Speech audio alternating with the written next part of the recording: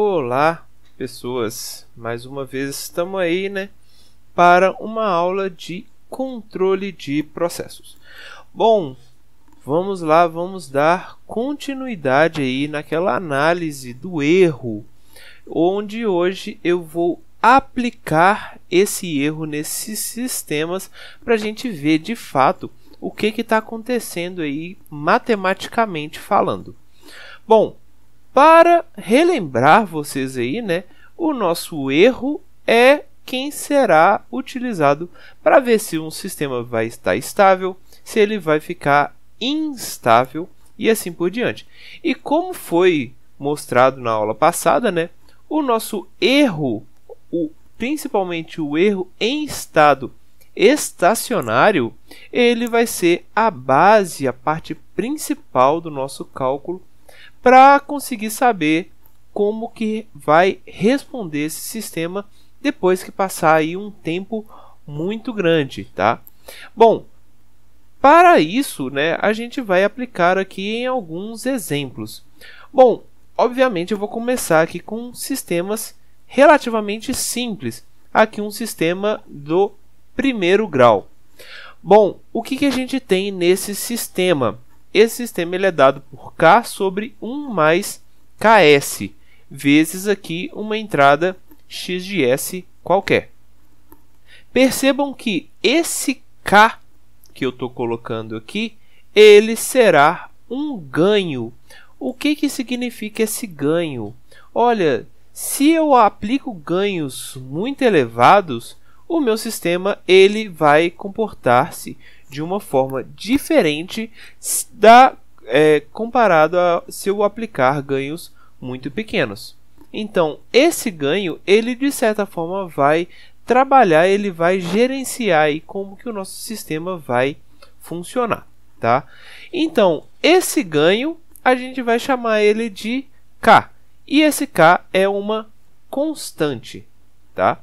Bom, aplicando aqui esse nosso sinal de entrada, eu vou falar primeiro que a gente vai colocar um impulso sobre ele.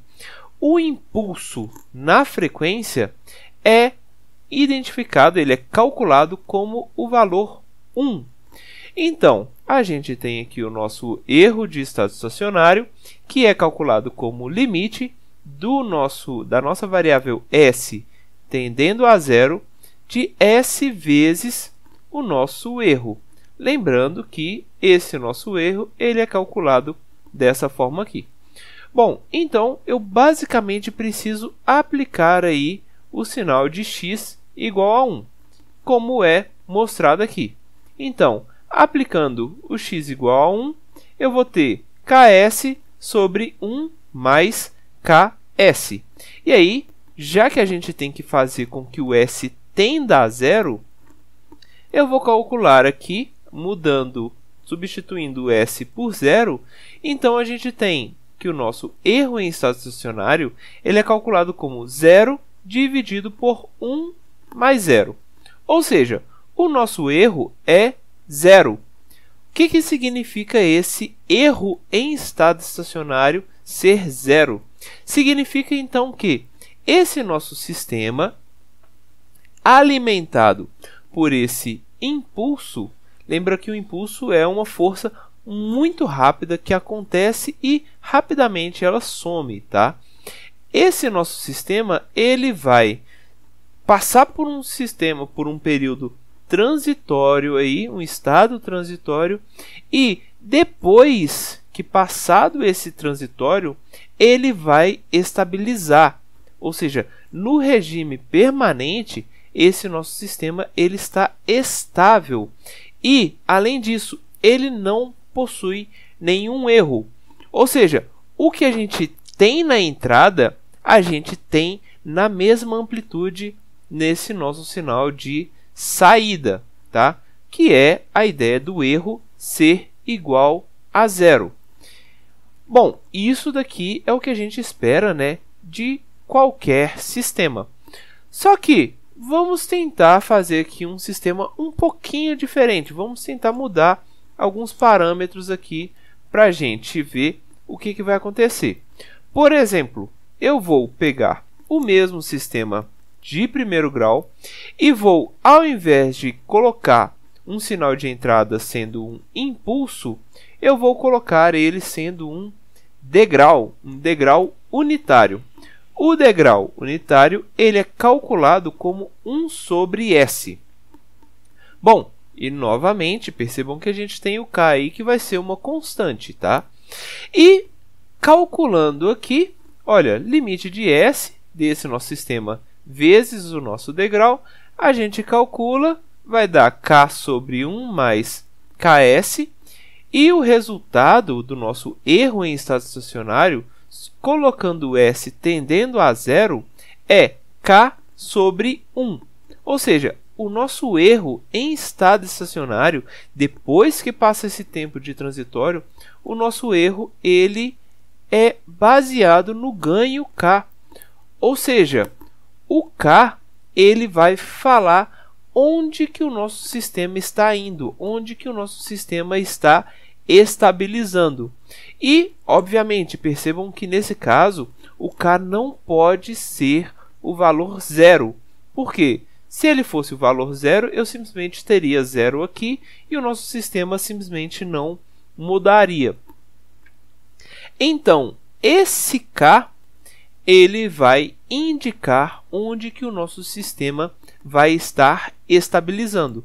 E ele estabiliza, porque o nosso K ele é uma constante.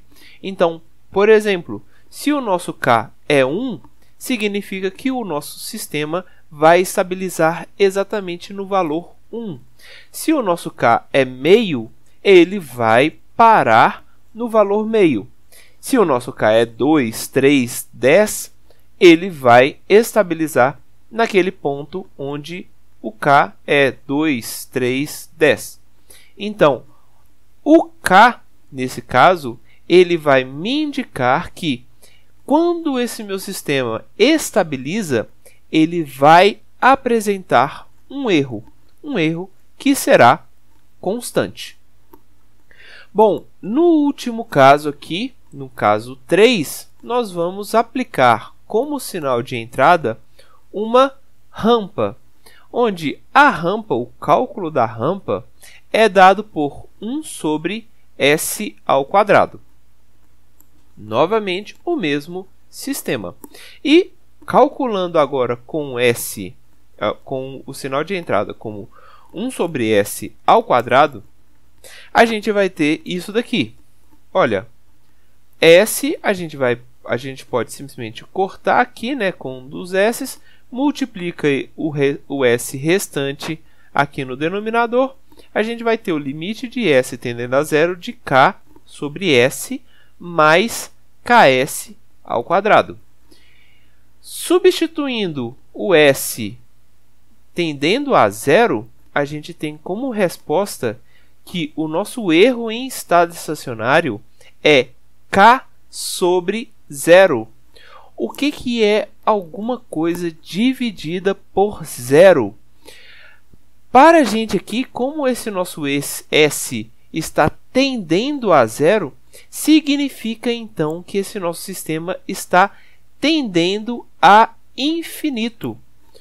Bom, se o nosso sistema, passado um tempo grande o suficiente, ele vai para o infinito, significa então que o nosso sistema não é estável.